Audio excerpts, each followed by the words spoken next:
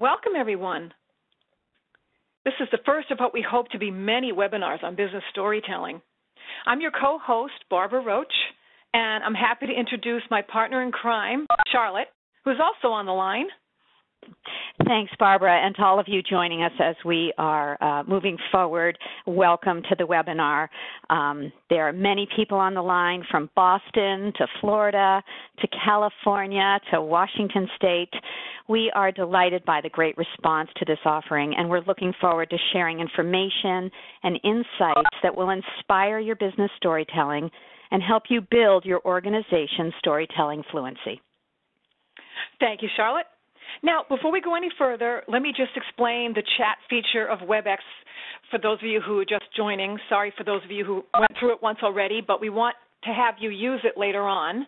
So somewhere over here on the right-hand side of your screen, the vertical panel, you have some choices there, and one of them is a blue bar that says chat. And you can type right into that window and hit send, which is somewhere down there to the right of the window, and we will be able to hopefully answer any questions you might have as we go along in real time, and then we're going to ask you to actually type in an answer to something later on.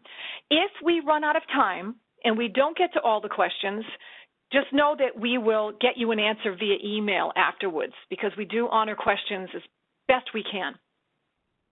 You should have received a handout that looks something like this, and if you didn't receive it, via WebEx, it's probably sitting in your inbox because I sent it to you separately just in case. You may want to follow along in there because there are places to take notes. For example, we have a place right here for the top 3 secrets. If you don't want to look ahead, if you don't want to know the secrets ahead of time, then just follow along with the PowerPoint. And Barbara, can I just interject and add, yes, for someone who asked earlier, this webinar has been set up as a listen-only webinar. You don't have the ability to add your voice to it, so there won't be a cacophony of sound. You'll be listening to me and Barbara, but be able to use chat to communicate with us and with each other. Yeah, excellent. Okay, let's begin with a brief introduction of SpeakWell Partners. So back in the early 90s, I went to see my cousin Carol perform at the Footlight Club in Jamaica Plain. And it was the annual Folly show, and I loved that show, so I knew I was going to have a fun experience.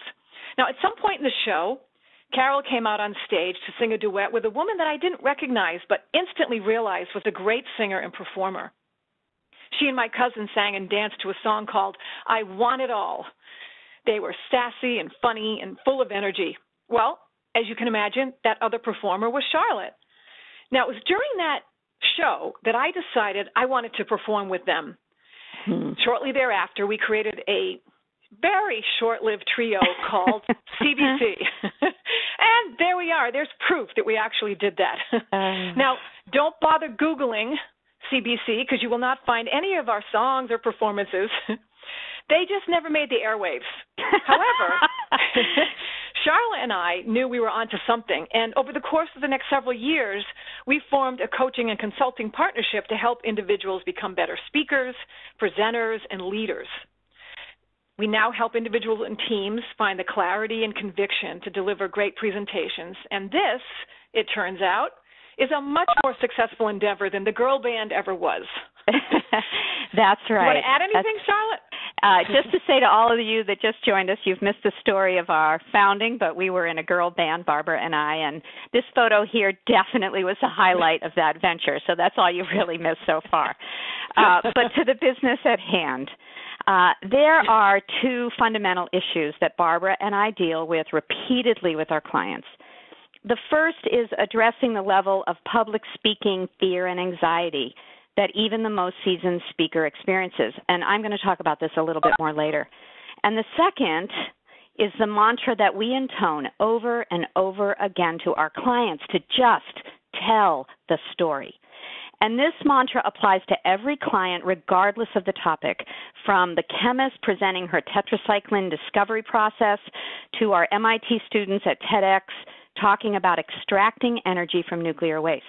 We are always urging a narrative with the underlying belief that every presentation should and can be interesting. And we work with a lot of science and tech people, and that motto still holds true. And all of us now on the line, we know the pleasure of a story well told. But pulling stories out of smart, successful professionals can be really painstaking. We all feel the flow, the energy, the authenticity of a speaker whose ideas and their data are wrapped in stories. But getting business people to structure a message this way can be a challenge. And so this is why we are here today, to advance the business necessity for communicating in story. Welcome to all of you joining us. When we see people doing this and we help make people realize this, it is literally like freeing a dolphin from a tangle of nets. And at heart, it's because each of us has the innate capacity to tell stories. We know this. Scientifically, we are literally hardwired for story. We all shape a narrative of our own lives, and we all experience the need to communicate it. And there were two times in my life that I really profoundly understood this. The first was when I stood in the caves of Lascaux, France, where 30,000 years ago, our cave-dwelling ancestors drew these shapes on these limestone walls. And it is still a mystery as to why they did, but when we stood there in the fire-illuminated, darkened cave, I cannot tell you, and for those of you who have been there, what a powerful connection you feel when you're looking at this. It is so alive, it is so vivid, and you really feel part of the ancient ancestry. The other time this happened was when I was fortunate enough also to go into the ancient tombs in Egypt.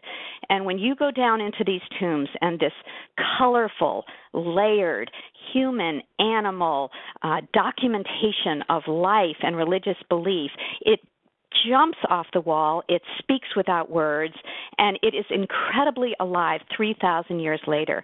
And you end up plugging into the current of something that's very present today. And so in the here and now, we want to connect this history with current science and modern business and ask you, how well are you telling your company's stories? Do you locate yourself in them? And if they're catching fire, or to use more modern speak, are they scalable? But Barbara, so why don't we give everyone an overview of our agenda before we get started? Yes, excellent. Well, here it is in a nutshell. We're going to start with an overview that includes the brain science that proves for smart, successful business leaders and career professionals that storytelling does have a place in our world. And then we will go through the 3 secrets. We will then stop and ask you for some input, and we'll give you an audience poll that we'll use the chat function for. And then we'll end with a special offer just for webinar participants. So with that, Charlotte, I'm turning it back to you. Okay, thanks, Barbara. Right now, the neuroscientific, cognitive, and behavioral science breakthroughs are decoding the science of stories. A recent study at Stanford University illuminates our everyday experience with clients, and here's what they did. The Stanford students were given a minute to present a persuasive argument. And on average, most of the students used 2.5 statistics in their presentation, and only about 1 in 10 told a story. And at the end of the presentations, the class rated all the speakers. And not surprisingly, the most polished presenter gets the highest mark. But after 10 minutes of the strategic distraction, the students were then asked to write down the specific points they remembered from each talk.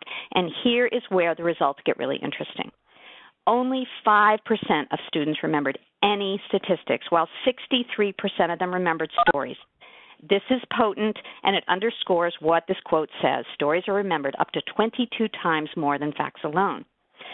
Stories stick. And for those of you that are presenting a lot of technical data and numbers, numbers not wrapped in a story or told compellingly or in a context, they tend, as you know, to slide off the table and into a wastebasket. And here's how we translate this research with our own clients. First, we say this: just because you're captivating doesn't mean your ideas are going to stick. Polish without memorability is just entertainment, which, believe me, is fine. We love entertainment. But in business, you definitely want your message to be memorable, vivid, and repeatable. Secondly, researchers showed that the non-native English speakers in this class, they turned out to be on par with the highest-rated speaker, simply because they told a story. And this circles back to the public speaking fear I was talking about earlier, because it reminds us that there is actually safety in telling a story, especially for those of us who battle nerves before a presentation. When we focus on telling stories that reach our audience, it relieves us of the burden of self, which leads to business storytelling secret number 1. Da-dun-da-da. Reveal, reveal. Stop presenting and start connecting. Remember all the times you sat in a room where an executive walked to the podium and you sent up a prayer that that individual would speak directly, would connect with what you want to hear, say something meaningful and not cloaked in corporate speak. But instead, the room darkened and you trudged the long and winding road of PowerPoint. And our experience has proven that getting to this more idealized state of conversation and not just jargon, narrative, not just words, real presence, not staged movement, anecdotal speak, and not Monday bullet points. Getting there takes hard work, but these are the elements that are required to achieve real connection, relevance, memorability. And when we push ourselves and our leadership and our clients toward a genuine construct that designs communication to meet that need, to have an impact, to meet an objective, then we create communication that can catch fire. And the science of this connectivity works, and how it works and why stories stick is really interesting. I'm just going to take a few moments to talk about that. Welcome to all you people just joining us. We're getting into the science of storytelling. The story begins in our brain, and with the breakthrough science of mapping and decoding our neural circuitry. And here's a picture of an fMRI, a functional magnetic resonance image. And the fMRI is the primary tool scientists are using today to track blood flow that accompanies neural activity. The fMRI creates this color-coded contrast, which highlights where neurons are firing, and this is what scientists follow. And I've added for your viewing pleasure a picture of our neurons in action. We have between 86 and 100 billion neurons in our brain, and they're either on or off, they're firing or not firing in simple or extremely complex sequences. And scientists are now beginning to correlate patterns of neural firing with events like reading a book, drinking coffee, listening to a really boring PowerPoint presentation. And what they've discovered is that when we are victims of boring lists of facts, bullet points gone wild, our brain processes the language and decodes the words for meaning, but that's it. The brain centers get activated, but without context for retaining information, it essentially goes in one ear, out the other, just like the Stanford results so clearly demonstrated. But, and this is what's really cool, the fMRI shows a different picture when people tell stories. Not only do the same language and decoding centers activate, but other areas in our brain activate as well. For example, your motor cortex will light up when I describe a swimmer fighting against an ocean's undertow, as does your sensory cortex when I conjure up the sweet aroma of vanilla, as does your frontal cortex, as does the emotional region of your brain, the insula, when we feel the curiosity, anticipation, and pull of a story. And not only does my whole brain engage when I tell a story, but the fMRIs reveal that the very same areas are activated in your brain. And this extraordinary discovery is called entrainment or brain coupling, and it is the ultimate synchronicity. And when entrainment happens, our brains, which are designed to look for patterns, looks to relate that story to our own experience. And what this means is not only does story increase the likelihood that ideas, thoughts, and emotions are going to be planted into a listener's brain, it also means that the listener engages in co-creating that story with the speaker. So, for example, if I say to you, tell me about your first day on your current job, your whole brain goes to work accessing the sights, sounds, data, emotional experience to retrieve this memory for you in a nanosecond. And as you tell your story, our brains entrain, and my memory bank of my experience avails itself to me. So where are we today? Barbara and I spend our consulting time convincing clients to make the shift away from talking at people, dumping data, making lists of facts and features of what you or your product does, and to begin to craft and wrap your information in a story with context that carries a message, a purposeful meaning, and to put the whole brain of your audience to work. Whew. So that was the quick and dirty summary of the science of storytelling. And now we want to move into a look at what stories businesses need to tell and how to craft these stories. Barbara? Great. So we are right on time and moving to secret number 2, which is create your story library. Now, have you ever rolled your eyes when your great Uncle Harry starts telling you a story you've heard a dozen times before? In your head, you think, oh, no, not that one again. Perhaps you even make eye contact with one of your other family members because, as we all know, misery loves company. Well, Uncle Harry is a person who's not made the effort to create and catalog his stories so that there's always one sticky, compelling tale to fit the situation at hand. And the best business storytellers have a library of well-written and well-told stories. That takes effort. It's like taking the time to find the hammer to tap in a nail instead of using your shoe. And we recognize that it's much faster to just use your shoe. But having a precise toolbox and a methodology to build the story library is going to help you become a better brain coupler, which, as we've seen with the science, is an important thing. So just like the old card catalog system at your local library, we can sort and file stories in an organized and easily retrievable manner. Now, we're not going to lie to you. This part's going to take time. And one of our favorite quotes is on the screen that sums it up beautifully. If I had 8 hours to chop down a tree, I'd spend 6 sharpening my axe. So no one can say it better than that. The best told story in the right moment, at the right time, with the right audience has been well planned, well practiced, and had gotten a lot of feedback. So if you're fortunate enough to deliver the same presentation over and over again, well, your cataloging process is going to be much simpler, less time-consuming. If, however, you're like most of us and you speak on a range of topics and you have a handful of PowerPoint decks, well, you're going to need to carve out more time to create and categorize your stories. But don't hang up, because we're going to give you a great system for doing it. So we will make that time be shorter. Don't hang up. We also want to point out that it could be fun to do this, to create your catalog. And Charlotte and I like to gather team members together, and when appropriate, we encourage the use of motivational beverages to help with the creative process. And once the stories are in decent shape, well, people then get up and deliver them. Now, this process is about real people getting honest feedback. Depending on the client's needs, we might often expand to the listening audience, so there's even more people listening to the story. That allows for more connection and more feedback, and then the team's ready to tell their story. And this story gathering process is very important because of where it leads you. What is the end result of all that time and effort? You're going to couple your brains with your intended audience. I'd like to share a quick story of the importance of this technique.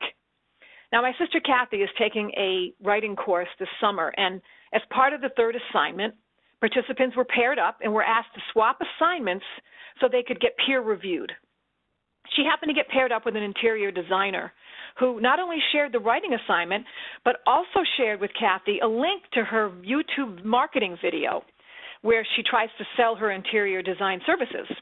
Now, my sister watched the video and noticed that instead of saying in this final image on her YouTube video where she's showing her before and after success, she says, "Call this number for a free consultation," instead of "call this number for a free consultation." So my sister Kathy decided, I got to tell this woman that there's been a mistake in her video. And when she told the woman about the consolation versus consultation, she was completely shocked and kind of dumbfounded. And it turned out that she had no idea that she had said consolation in a very important call to action, which we will talk about in a moment. And we thought that was just a beautiful example of this is how important feedback is. This is how important the iterative process is to getting your story library organized, but also to get it polished so it's always ready to go and make those brain coupling neurons fire.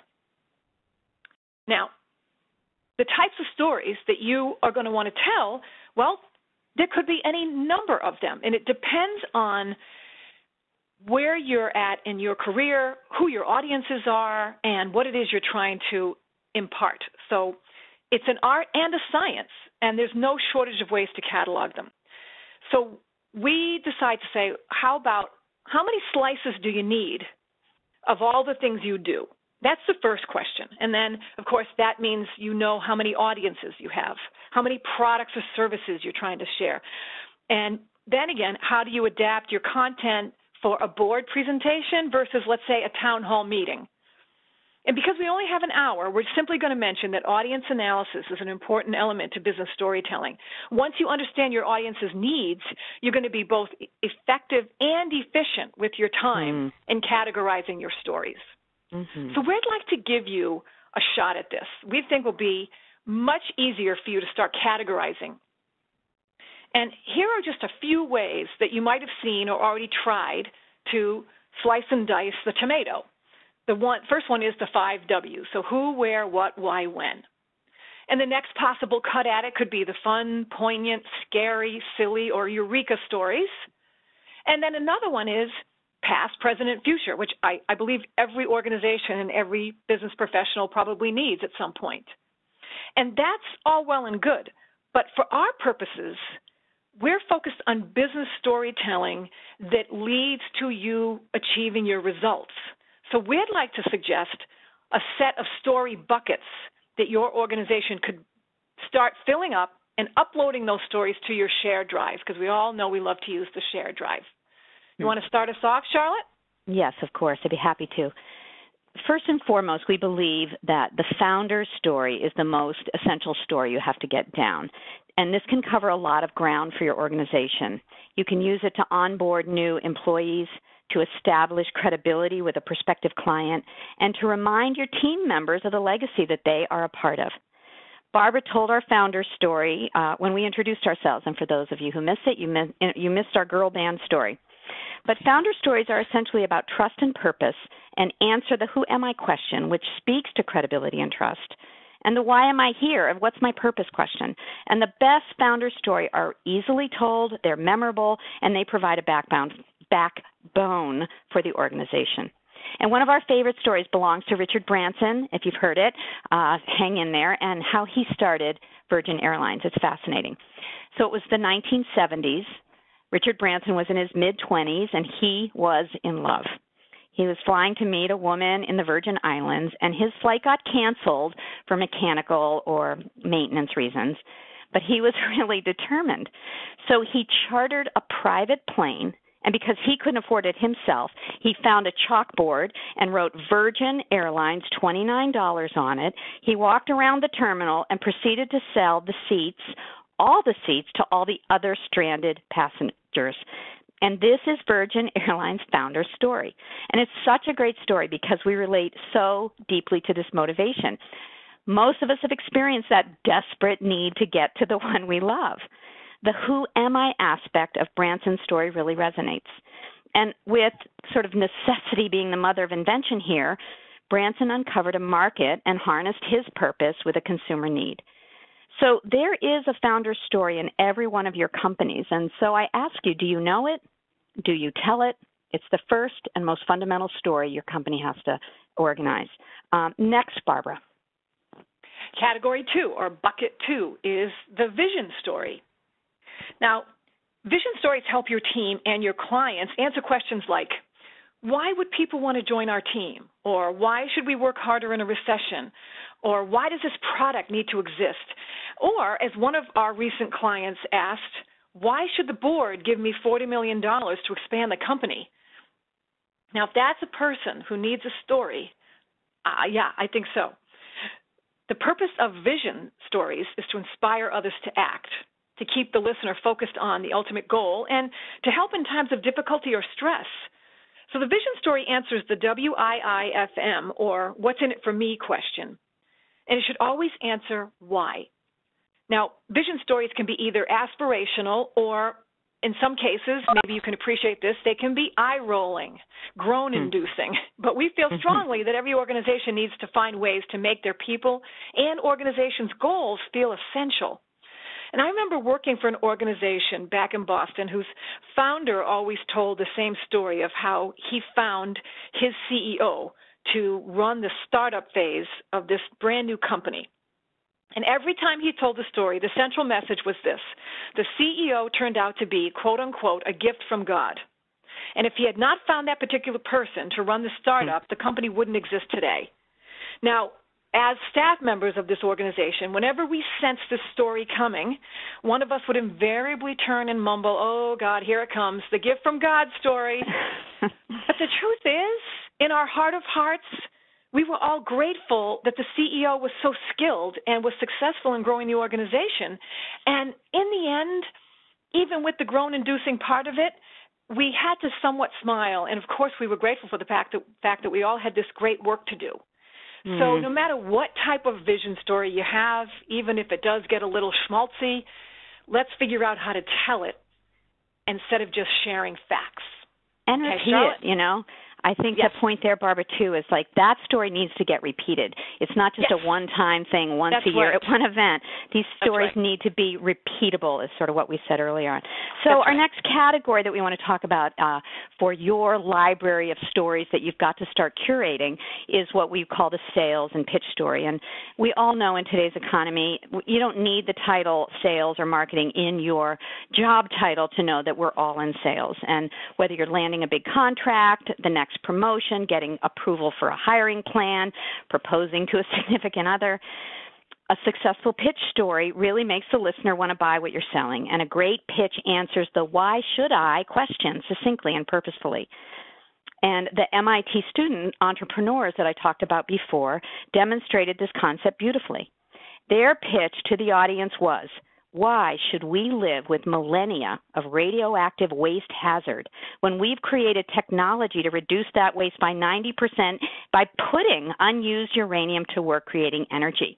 And these young people now have a new company. It was amazing. They got a standing ovation at that TEDx. And the sales or pitch story is not just for external clients. We all pitch to our bosses, to colleagues, to other team members, just to name a few. So this bucket should really overflow with stories told from lots of different perspectives. In our workshops, we spend a lot of time in this space, and we are going to offer a formula to uncover these secrets later on. Barbara. Great. We are on to bucket number 4, which is the customer-client story. Sometimes it could be key opinion leader story or end user story, whoever you are thinking about when you look at this bucket. Just put that name right in there. And customers and clients listen for relevance. And as we've seen from the neuroscience, we all resonate with vivid imagery. And this type of story keeps you from spouting data and factoids about yourself, your job, your business, because people don't connect to list making. Now, one example is our client in the construction industry who was struggling to make their sales presentations more compelling. They're in a very competitive marketplace, and what happened was during the recession, it got even tighter. And their decks were chock full of charts and graphs, and some of the tables had numbers in them with a font size so small that I swear Superman couldn't even read it. But by the end of their standard presentation, the audience was at best listless, and that's not my word, that's not Charlotte's word, that's their word. They wanted an audience to be more compelled to move and to buy. And essentially all they really got out of their presentations was people took a few mental vacations, and that's about it. So we asked them to come together, and we started with this brainstorming activity. Come up with vivid language and powerful images that might get the audience to sit up and take notice. And let's say we got stuck. It was hard to pull that out. There was a lot of just big, yawning silences, but we kept at it. And they, as most of us, had trouble connecting their data with a compelling narrative. But as we pushed, we realized that suddenly the director of sales decided to offer a suggestion, and hesitatingly he said, well, we installed the lighting in the crown of the Chrysler building, and, our heads snapped up. What? you had a part in making that building so beautiful in the skyline at night. Suddenly, we had something to work with. And each team member added a tidbit to the story, and by the end of the session, they had an opening slide that was very powerful, and they had a great story to go along to launch their presentation and to get the audience to care, and it made the company just much more impressive. So here's our coaching question for you. What's your Chrysler building? Is it helping customers save 20% on a high-volume product? Is it getting a cancer drug approved by the FDA? And once you answer that question, our next one is, how do you tell the story? Is it filled with vivid language and emotion that's designed for the audience? Or is it just filled with data and factoids like a grocery list? And one example of that before we move on is we worked with a large online news site once, and they kept in their practice round saying we have the most unique visitors to our website. And finally, we said to them, why do we have to even have that in there? Why do you have to keep saying most unique visitors? And they said, oh, it's the most important thing. Remember that? Yes. And right. And because of the debate we had and because we were pushing them, what they realized is only one slice, remember the tomato, only one slice needed to hear that, and that was the potential advertiser who might buy an ad. They care about the holy grail of many eyeballs. But does an average reader care? No. So they changed their presentations to have two separate audiences. And now it's in the right place, it's said at the right time, and it doesn't bore people who don't care about it. Now, there's no definitive answer on how many versions you're going to need. In their case, they really only needed 2 for the most of their presentations, but yours you might need more. It's safe to say, though, it's going to be more than one. Now, let's move on, Shar, to our final bucket. Great. The final business story that we recommend that you have is really a great catch-all for really whenever the other categories don't quite fit, and this is what we call the teaching story. And all of us love advice from experts, finding ways to be better at what we do, learning new things, and teaching stories work really well in training and bringing corporate values to life. For example, they can show how your organization treats customers, how you reward innovation, and teaching stories pass on protocol and culture that isn't really articulated or made that memorable in your mission statement. The fastest teaching story we witnessed recently was with a financial investment expert trying to explain investing to novices, which is always challenging. And someone in the room raised their hand and said they'd heard that they should invest in a particular social media company in Japan. And it was so amazing because instead of just spouting off all the data and demographics about maybe why that wasn't such a great idea in the Japanese economy today, the analyst simply said, let me put it this way. The Japanese are buying more adult diapers than baby diapers. And this is just a great example of what we call the one-sentence story. It's a teaching story that deepens layers of meaning and understanding. It's not a once-upon-a-time story. It's meaningful and a vivid analogy that recognizes complexity but saves us from a long-winded answer. And it almost always makes the audience think, tell me more. So we've taken you through what we believe are the 5 essential stories that your business must tell. And we would like to suggest, in fact, we would like to challenge you that as soon as you get off this webinar, that you take your most important story and put this learning to practice. That you'll write a 10-word sentence that summarizes a key message that you normally convey with lists, data, facts, long-winded explication. And you'll see in the handout that Barbara's showing here a spot for you to try this. And many of you, we know, and we're delighted that you're online with team members from your company. And we suggest that you do this in a group or with another person to take 10 or 15 minutes. To do this, and as Barbara said, it can be a little bit of a struggle, but it really will guarantee a meaty takeaway and get you diving in. And we tried it with SpeakWell partners and shared our 3 attempts in this activity. The important parts, what do we write here? The important parts of the human brain are awakened from a cat nap whenever a story is told. Barbara. Okay. Now, what we'd like to do, if you'd be willing, is to think about the 5 buckets and let us know via chat. You can type in either just a number, here on the screen or the actual word, founder, vision, pitch, customer, teaching, we'd like to know, in your world, what's the most important bucket that you need compelling stories? And you can just type that right into the chat window, and we'll just see what people have to say. You can start typing, and it's, for those of you who joined a little bit late, it's down here somewhere below. Yes. Okay, so we've just got our first one, vision. Vision with exclamation points, Shar. All right, yeah. Vision and customer, vision, wow. All right, so 1, 2, 3, 4 visions so far. Yeah.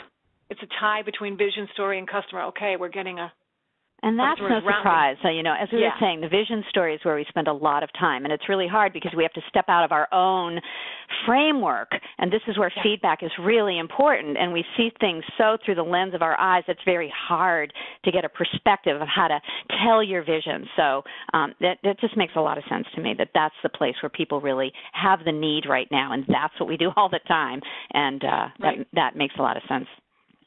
And also, just as a summary, the thing that's really common between all the stories that you say you need, pitch, customer, vision, the thread I'm seeing is make me care.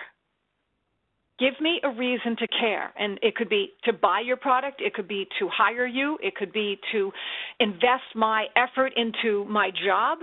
Whatever it is, it's make me care. And lists, data, they just don't make you care. They're important and they're underpinnings, but what you need is that powerful story. And thank you for all those answers. We really appreciate it. And we understand that your brain is going to feel like this knot when you start trying to craft sticky stories. It always starts out like this. The more you work at it, the easier it gets. And we have selected the third secret precisely to make this process easier for you. So don't log off yet, because this is the most important secret. And if you apply it, your rope will be so smooth and ready to use. You ready, Charlotte? Dun, dun, dun, dun, dun. Yeah, it's just really, this is the sticky, difficult part. But what's great is that really every story follows a formula. And there really is a simple and memorable framework that we're giving you that we use to dissect and assemble the distinct parts of your stories that fit into every bucket in your organization's library. You can apply all of this that we're about to share to the people, the places, the products, the problems, the big personalities of your organization to craft many narratives. And here is the framework. And first, you craft, and yes, it's short. We created this acronym SHORT as a mnemonic device to remind you, too, not only how important it is to tell stories, but how important it is to tell short stories. There's nothing worse than a long-winded storyteller. Stories that take only a few moments to tell, and by that we mean 2 or 3 minutes, and we'll be talking about more about this a little bit later, but let's look at each one. Every story needs a situation, a context, a where and when. And this is the place where so many business presentations fall short. They dive right into the data, and they don't give a context. People want context. Our brains want context. In Virgin Airlines example, the context was we all imagine Richard Branson desperate as a 26-year-old in love, needing to get a flight to the Virgin Airlines. Which leads us to the next part, which is the character, the hero, what they want, what their point of view is. And the hero can be a customer, a client, a patient, a treatment, a place. Depending on which story you're telling and what bucket you're pulling from, this hero will change. What you need to be pretty sure of is that you can assume the hero is not your business. Whoever or whatever it is, the audience needs to feel equal with that hero and remember or relate to that hero. Remember the brain science. We locate our experience in other people's stories.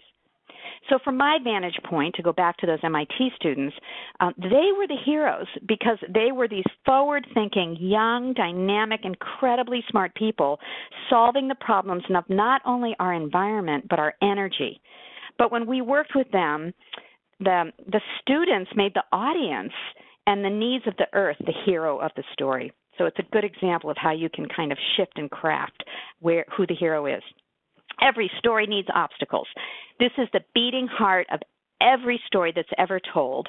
The who or what is in the way of getting what the hero, the character, the client wants or needs. And this is where you ask yourself, what does your client need they can't get? What is stopping them from achieving this? The best stories you tell capture this part, the obstacles they're experiencing. You know, Richard Branson needed an airplane to get off that island. Sometimes we start with our clients who get stuck in that knot Barbara was talking about by just brainstorming all the obstacles, and that can be a great place to start to build stories from there. Every story needs resolution, the road to resolution, and this is the part of the story that we're all waiting for. It's the chronology, the thread, and then what happened, that leads to the final T for transformation. And of course, this sounds very epic, but it's really just the aha, the lightning bolt of the solution, where a customer needs get served. Cost reduction is achieved. The speech went really well. The cancer is in remission. It's a change agent, and we all have these stories. And it's not, again, like I was saying, the Trojan War epics that we need to pull out of our organizations. They just have to be vivid, they have to be real, and they have to help your listeners connect the dots that lead to an outcome. And I want to make another distinguishing point here. There is definitely a difference between a story and a narrative. Stories have timelines. There's a beginning, there's a middle, and there's an end. But many of our business practices, and a lot of you on the line absolutely know this, we're not at the end. We're in research, we're developing, our service is not always complete or packaged yet, and some parts are and some aren't resolved, and you don't necessarily have an end to tell. And that is totally okay, because all you have to do is share with your listeners the ongoing narrative that's unfolding. You're on a path, so to speak, and you just need to craft that narrative with a situation, a character, obstacles, and where you're heading. So we've got the story organized in terms of crafting, but Barbara, just let's talk about the next step. Absolutely. Okay, so part 2 of the short acronym is now you're ready to tell it. So you've done such hard work crafting all of those letters to create the content, and now why would you want to ruin it with a dull or misleading delivery? So this will help you as well. S, simple. We don't mean dumbing it down. We know some of you are in very rigorous, detailed, scientific or engineering or even legal professions where you can't dumb it down, and we're not asking you to. But could you find a way to remember that even those very smart, detail-oriented ISTJs, for those of you who know Myers-Briggs, are very busy. Everybody's busy, so it doesn't matter how much information you have. Remember that everybody's busy, and how can you make it simple?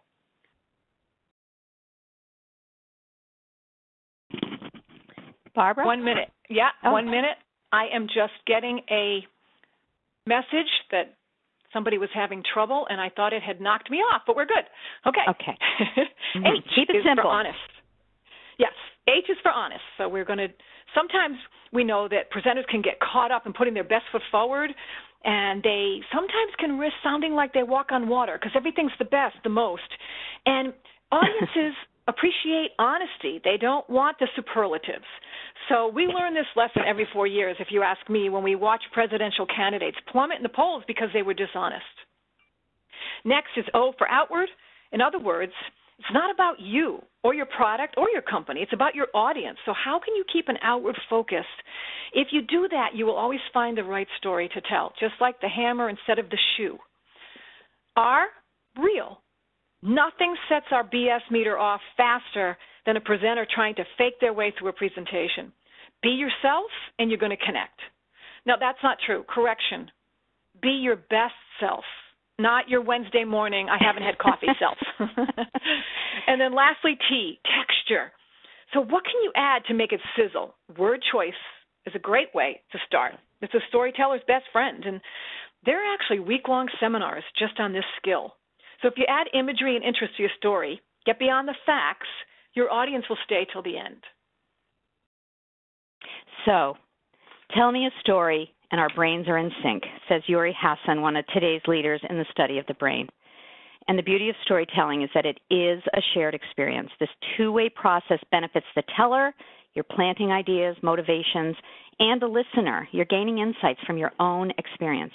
And it engages both in co-creation. It's active, it's dynamic, and it's exactly how our brain physically evolved to remember. So in business, we use the story to flesh out meaning from the why, the what, the how of what our organizations do.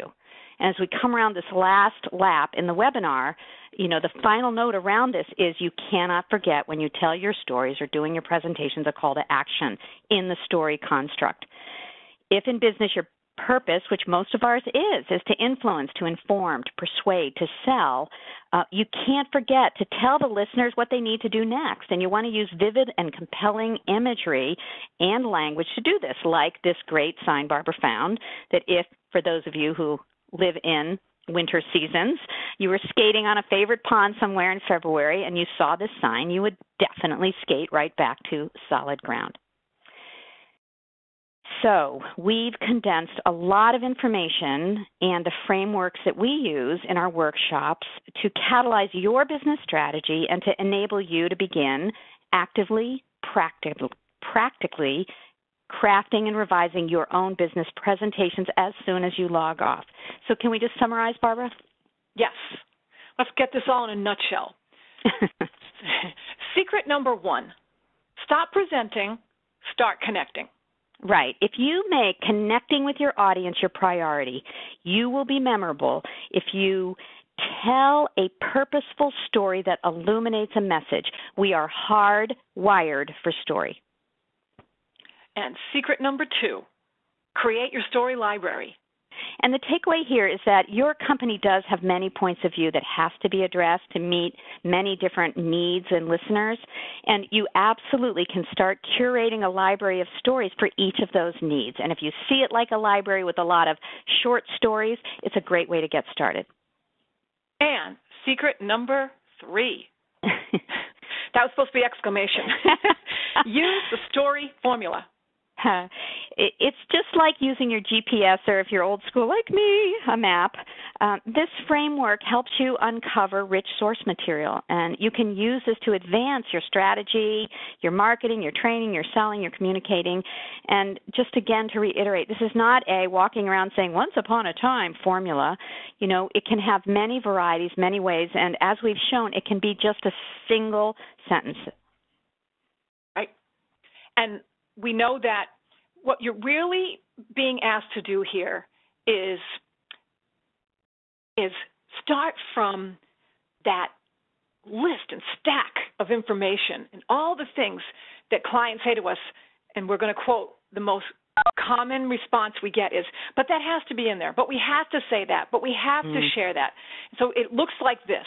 And what we hope once you've crafted a story is it looks like this. And that's the beauty of storytelling. Everybody says, tell me more. Okay.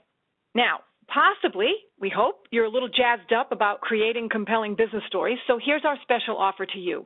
We're inviting you to join us for a 3-hour workshop on September 30th from 3 to 6 in Boston at a special discounted rate only for webinar participants, where you'll test out, you'll craft, you'll shorten, you'll practice, and you'll get feedback in real time to ensure your most important story is polished, that it's purposeful, and it's easy to tell. So if you'd like to join us, you'll note that when the webinar ends, you'll be taken to our webpage. But for most of you, you'll see 2 tabs open on your browser when you leave WebEx. One is the WebEx feedback window, which we'd love you to fill out. But also the other tab is a link to our registration page. It's just a thing for you to register and save your spot if you're interested in taking this to the next level. And, of course, we're always happy to bring our workshop to your company if it makes more sense for you that way. Now, we have, Charlotte, a couple of minutes. And what I thought we might want to do is talk to people about some of the questions we got when they registered, and we asked them for their burning question about storytelling. Good. Would you like to start? Here's one that I liked, which we get a lot. How can I take technical data and make it more interesting? Hello, all you biotech people I work with on the line. Yes, that's us. Here we go. Barbara, what would you say? Well, first of all, do you have the right audience in mind? So how do you craft it for each person who you're speaking to, or each group of people who you're speaking to? Secondly, can you stop making lists and start crafting a narrative? Third, can you put a lot of it in the appendix so it's there for your audience if they need it? They can flip through it if they want to, but you don't have to say it. And you stick to your most compelling, most important key messages. And by the way, have you layered your key messages so that your presentation flows and it's not just a listing of data? Want to add to that, Excellent. I agree with that entirely. I think the main point with data is trying to extract the meaning from it. And a lot of people just think if they throw it up, 52% this, we spent $20 million here. If you don't create a context for people to understand what that means, maybe that $20 million is how much you've invested in people or something, and there's a story around why that matters, why that money is invested here and not there. There's part of a story to tell. So finding meaning in data is really important. Is what I would add to that. How about Barbara? What's the best way to tell my organization has a new name, we've rebranded our story? WHY. So you might be thinking, whoever asked that question, you might be thinking just what? And of course, that's important. You have to get your clear facts out. Here it is. We went from this name to this name. What does the audience want to know? Why? So the double whammy is you get your what and your why, but stop focusing on the what. And then for the why, can you make it really sizzle? Can you make us care? Can you make us go, oh, that was such a smart thing? Oh, right. I mean, imagine if BP actually changed their name. You know, that we probably that'd be a hard story to tell, but we'd have to know why they did it. Right. And then why answers strategy. Why? Whenever it's a strategy that you're dealing with, just answer why, and it's going to get you there. Barbara, I want to keep us on time, so shall we just kind of move on and really wrap up now to all of you? Yes. We had one other question. Well, we had a couple of questions, which for those of you who asked them, we will absolutely get to them via email, but let's just do one more here.